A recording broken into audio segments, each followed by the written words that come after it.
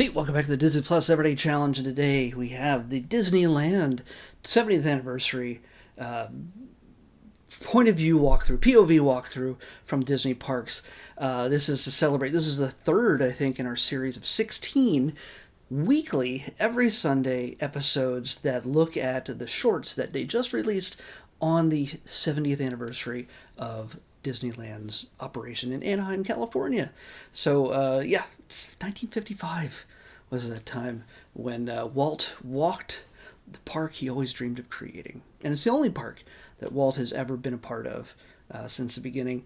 There's been many parks since, but there's nothing like the original Disneyland. And this is what they're doing. They're celebrating all year. And what they did on Disney Plus is they've released a bunch of walkthrough videos, either parts of like different regions of the parks, between Disneyland itself and California Adventure, or they give you what it feels like to actually ride some of the rides. Some that you might not be too cool with, we'll get to those in a few weeks, but one of them that is a humongous favorite for fans of cars, and even people who are not fans of cars still love this ride. It's always one of the longest lines, one of the longest regular lines you can get. If you do single rider, you can skip most of the line. You just don't get to ride with your friends. And that's part of the fun, though. So if you never had a chance to ride this, and you're worried that maybe it's like a roller coaster, and it definitely appeals to kids, well, it is very little bit like a roller coaster, but little kids can enjoy this as much as anybody else. You'll have to check with the height requirements on this, but this gives you an idea of what you're in for. And I know some kids who are probably gonna, if I show this to them, they're gonna want to watch this one over and over again. You get to race with the assistance of Lightning McQueen and Mater, and here you go. It's all here. So yeah, it's only 4 minutes long. So yeah, it also sort of skips some of the quiet parts, some of the transitions, so it really moves through the ride. You get all the highlights, and surprisingly, I've ridden this ride dozens of times over the years since it was launched in 2012. I even have the original hat and postcard and sticker from that day one date. I think they added some dialogue. Either that or I've just never heard it properly, because since a majority of this ride is, well, I shouldn't say a majority, a good portion of this ride is outdoors, and it's also, it's indoors, but it's meant to feel like it's outdoors, and you're traveling through the actual Radiator springs in a car, and interacting with the cars in that world. So it's a really fun ride for fans, but also just fun. And you get to race against another car. And it's always, you get to have bragging rights to see how many times you can win. There's a guy, by the way, I want to say this right now. By the way, there's no humans in this at all. There's no humans appearing. There's no, that while they do start with the safety belt check, the cop tells you, you've got to make sure you wear your safety belt. There's no humans. There's no attendants. There's no staff, no cast members, no human beings in this depiction whatsoever. So, that said, there is a guy, and I don't know his name offhand because I'm only remembering it in this moment as I'm talking about it, who's ridden this ride tens of thousands of times.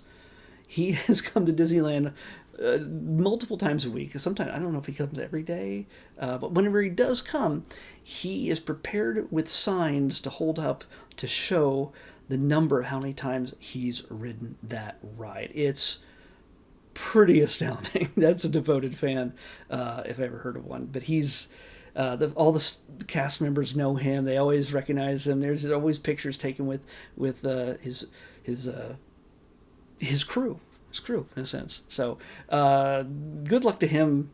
If you ever get to see him, you'll recognize him. He's kind of dressed for the part, and he'll have a sign. If you ever get to ride with him, tell him I said hi. I don't know him personally myself, but I've seen him a number of times at the Disney events like D23.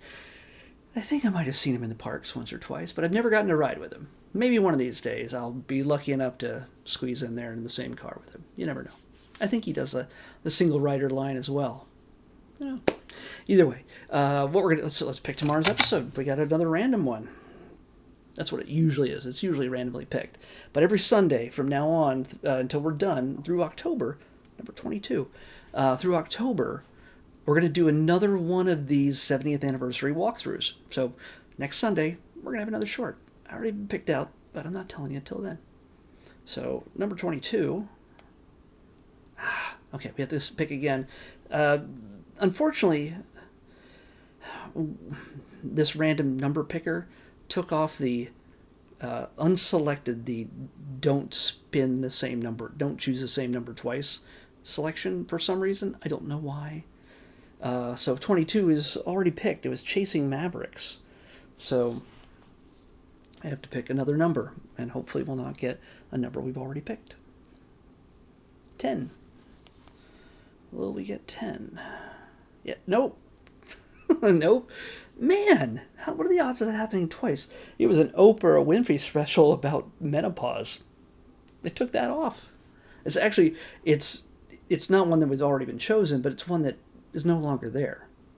I usually check all these things before I make the list to see if they're still on there, but since I made the list, it disappeared. Another number. Wow. 88. And this baby hits 88 miles per hour. That's 40 years old this year, too. Back to the Future. 88. We have something, and we're going to be able to watch it, assuming that it's still on Disney+. It's called Mysteries at the Museum. This is not Night at the Museum. This is a documentary, and I imagine it might be a series. I don't know. We'll find out. But it's called Mysteries at the Museum. That's what we're watching next on the Disney Plus Everyday Challenge. I'll see you back here tomorrow with that.